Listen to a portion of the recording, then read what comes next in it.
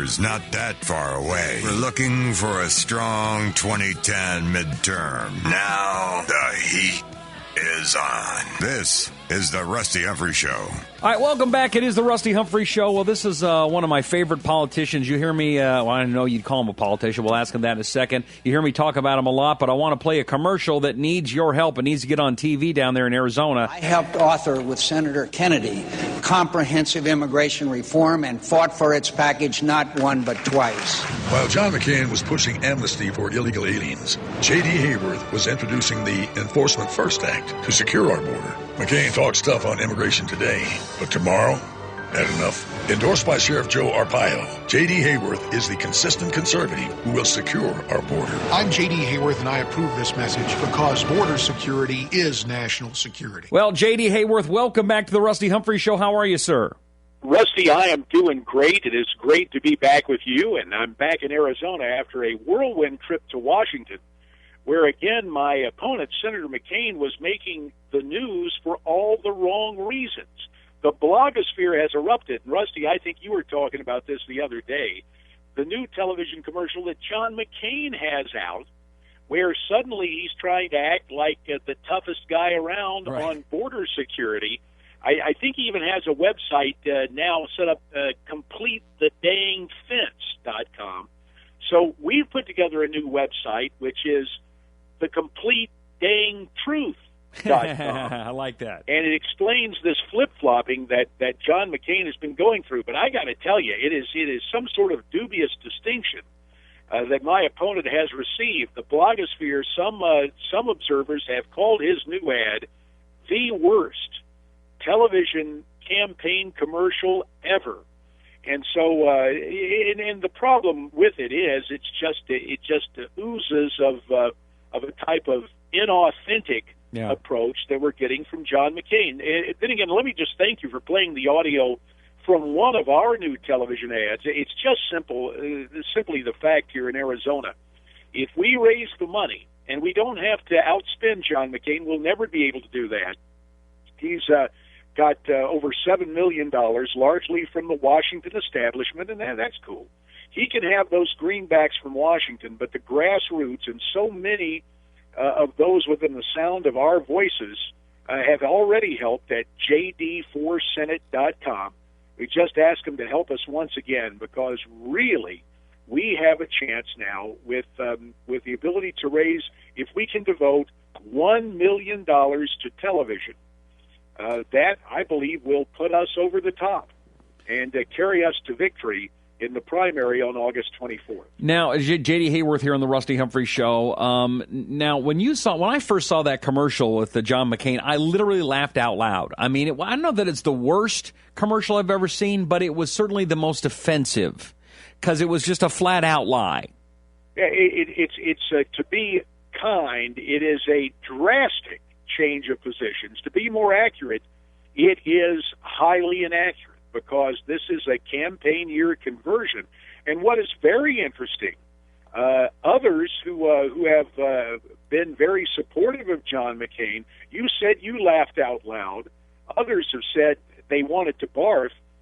But my old congressional colleague, John Shadegg, who's retiring from the House this year, was on national television, and he had the same reaction you had. He just laughed out loud at it. And because it is such a departure for John McCain. And, of course, the border security is nothing to laugh at. We have problems, but this kind of contortion makes it laughable because it's just so inauthentic and just out-and-out false. Well, the other thing, J.D. Hayworth, is yesterday they came out with the cap and tax bill with Lieberman and John Kerry. And could you have not pictured John McCain being smack dab in the middle of that love fest if it was not for the race of his life against you right now? Rusty, you just said it right there. What has happened is this. The only thing keeping John McCain away from the cap and tax legislation, the only thing keeping John McCain away from another amnesty bill, the only thing keeping John McCain away from this new attempt to again embrace unconstitutional principles in so-called campaign finance reform is a candidate by the name of J.D. Hayworth. in Washington yesterday with some conservative leaders, the point was made to me personally, and I think I can share it with you and your audience. Conservatives are thanking me because basically we're able to hold John McCain in check. He is so concerned about the prospect of this primary and undergoing this conservative conversion, inauthentic though it may be. It is having the effect of taking him out of those positions that he could normally be expected to champion, like cap and tax, like this unconstitutional campaign finance reform, and more infamously, his embrace of amnesty when it comes to the border. Right. And the other thing, JD, is if, God forbid, you lose and he gets back in there, he will jump right back on that train and forget all about these promises that he's made because John McCain has one core value and belief, and that is John McCain in power.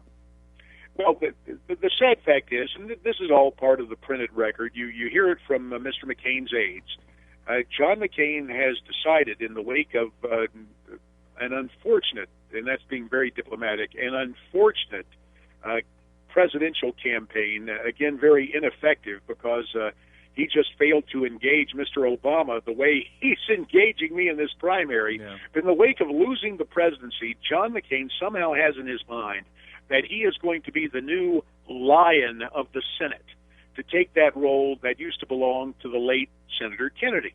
Well, there's only one way to become a lion in the U.S. Senate, and that is, of course, to have the adulation of the Washington press corps. And the way you do that, if you're John McCain, is going back to the leftist bills, the maverick status that you had before. And you raised the specter. I don't believe it's going to happen, but in the unlikely event I lose, Mr. McCain has made it clear this will be his last term in office. In fact, were he to be elected and serve the complete term, he would be 80 when the next election would come up for the U.S. Senate, or this Senate seat would come up again.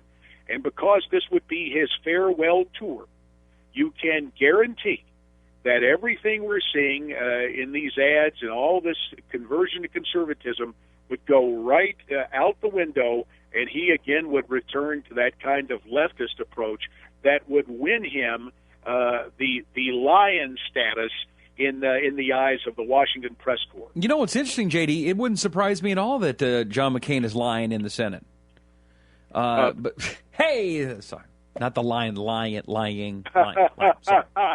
Yeah, I should make the point. I'm saying Lion, but you've got a pretty good play on words going there. Thank you. J.D. Hayworth here, by the way, the website. I want you to go to it, jdforsenate.com. I heard you, I don't know if you remember, but you met my mom and dad a couple weeks ago at one of your events with Sheriff Joe Arpaio. I have got to tell you, it was so wonderful to see your folks. And let me tell you, in this Phoenix area, not only your mom and dad, the number of people who are Rusty Humphries fans, I'm over at church or I'm out to eat, and people come up and they're saying, hey, we love Rusty Humphries and we love it when you're on his show.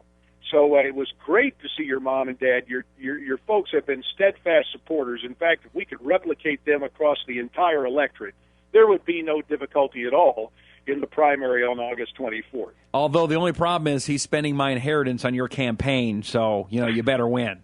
Well, thankfully, you're a big-time talk show maven, so you're set for life. Oh yeah, okay. Yeah. He's pissing that money away to JD, and no, if he's going to spend it, that's a good place to spend it. Now, everybody, of course, has their eyes on Arizona. By the way, I heard a rumor that there's a possibility of the L.A. Lakers boycotting the Phoenix Suns in a basketball game next week. That's kind of something that's being floated. And if it's the case, would that mean that L.A. would forfeit the game if they didn't show up?